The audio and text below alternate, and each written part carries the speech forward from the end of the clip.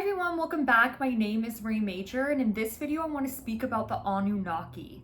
The reason why I bring up the Anunnaki, really wanted to film a video before the Lionsgate Portal was coming to an end, even though I like to say that portal, the star Sirius, it's always there, even though it might not be shining in our night sky, it is shining still in the cosmos, in the universe. So, but we do have that window, and that's what Lionsgate Portal is about. And if you want to understand that on a deeper level, I filmed a video previously on the Lionsgate Portal and about the energy behind it, what it is, how you can work with it. But there's still a lot of, that energy kind of unfolding even after the portal so-called closes or comes to an end. It is still kind of always there. I like to think of Lionsgate more so as it's a reminder. It's like this holiday, it's the new year, it's the new beginning, it is the energy, it is honoring the star Sirius. And why the Anunnaki is connected with that is because I very much believe that the Anunnaki comes from the star constellation Sirius B. There's Sirius A and Sirius B. And I believe the Anunnaki come from that. And who are the Anunnaki, you might ask? Well, they are these star beings that are humanoid, so has human characteristics, but they're not fully humans, and they were more so considered gods from people centuries ago who were seeing the Anunnaki and working with them, like the Dogon from West Africa, the Dogon lineage, and some other lineages that were tapping in. I believe the Egyptians working with the Anunnaki, because the Anunnaki have been around for a very long time, and they were a big part also in Atlantis. But yes, they are the humanoid beings and considered godlike, or even in some stories they say demons. They're neither. I believe they're neither of those. They are actual ancestors. They are our ancestors. That's why people might be very called to the Anunnaki, because this is an ancestral lineage. This is an energy, it's a frequency. And yes, it makes sense that they were worshipped by some of those lineages or people because they were a godlike energy. They held a frequency of power. That was their main frequency. They were very tall beings, like 10 to 12, even taller, and they lived for thousands of years. And their energy was an energy of expansion. So that is gonna give you that God energy feeling. And then a lot of times there's stories that want to paint them as demons, but that's not true. During that timeline, when Atlantis was falling, yes, a lot of them did serve in the shadow, but also there was many other Anunnaki beings that served in the light. It wasn't about putting them in a certain box, but the Anunnaki does realize that they traveled through the Stargates. That's how they're connected with the Stargates. They traveled through the Stargates. That was their way of traveling between the cosmos to planet Earth, was through the Stargates. And they used also their power, their energy, to use the energy and the frequency as a technology during Atlantis times. And yes, some of it was in a place of hierarchy, power, control, divide, fear, kind of what we're seeing right now in the collective, with a lot of government officials, a lot of people trying to divide religions, separate, acting like their religion is the truth, is connected. No, because all religions, there's good and bad in every religion. And this is the thing, if you are connected to God and Creator and Source and Jesus, you would understand that, okay, you would understand that you have you hold space for all religions. You believe in all religions. You believe in the energy and the power and the good in every religion. So anyone who's saying they have a connection with Creator, God, Jesus, they also need to be holding space for all religions. That is the indicator that someone who's tapping in or listening to somebody, okay, but do they hold space, and do they honor and respect all religions? Just like, do they respect and honor all races?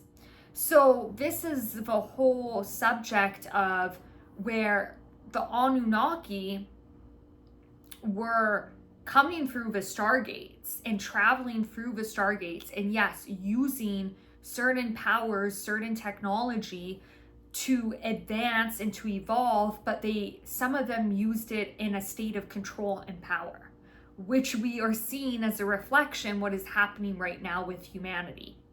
But the Anunnaki wants you to understand you do not have to repeat the same patterns as them. You can learn from us, you can grow from us, and it's about what is your relationship with us. Because they want a relationship of honoring, of love, of a two-way street, because they honor and love us. Because since then, since 12,000 years ago when the fall of Atlantis happened, the Anunnaki have evolved, they have healed, they have expanded, they have been in a state of ascension in the universe, in the cosmos, in different dimensions. That is what has taken place. So right now, the Stargates are actually working, or the Anunnaki are working with the Stargates, but from the other side, from the non-physical realm, from the cosmos. And remember, a Stargate are nodes on the Earth's energy grid. That is what it is. It's anchored into the ley lines. It is a portal that is anchored onto planet Earth, and it is about the relationship with everything. That is what the Stargate is. This is what Mother Gaia created. And it is where the Earth meets the cosmos, and they speak the same language.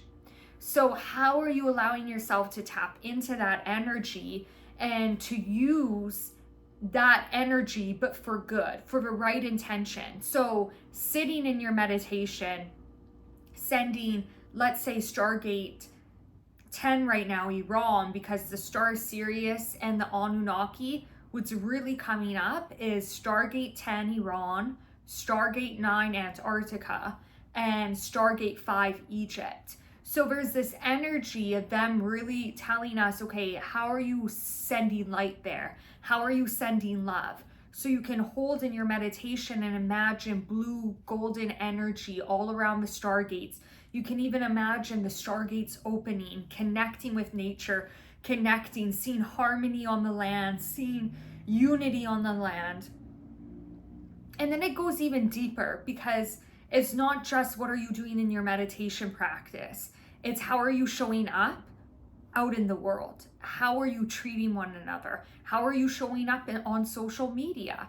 Even I have to remind myself, okay, when someone puts something in the comment and they say something racist, disrespectful, I get so upset and so like, it's like this energy of protection and just so the ignorance. But I have to remind myself that, okay, how can I maybe, instead of reacting in such like a nasty way and sometimes put them in their place, which I do sometimes, or how can I maybe teach this person to really actually see from a different lens that they've been looking through?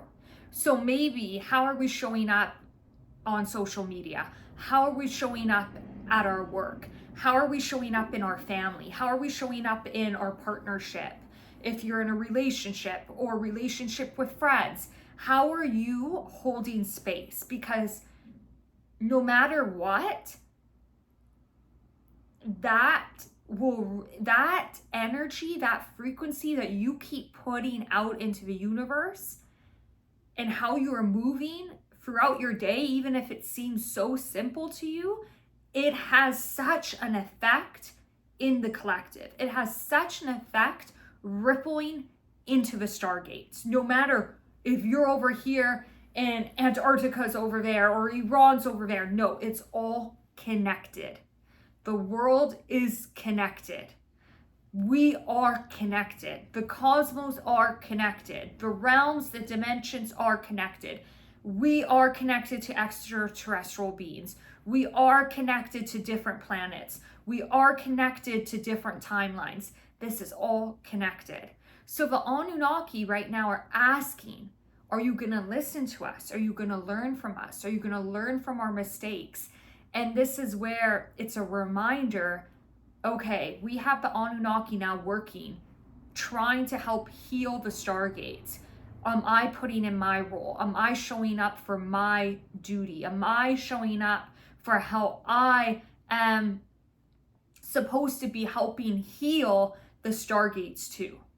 So this is where it's so deep, and it's so simple, but it's also so complex, and there's so many layers. And the Anunnaki, like, there's so many people saying, oh, they're demons, they're this, they're bad, they're evil, they're gods, they're this.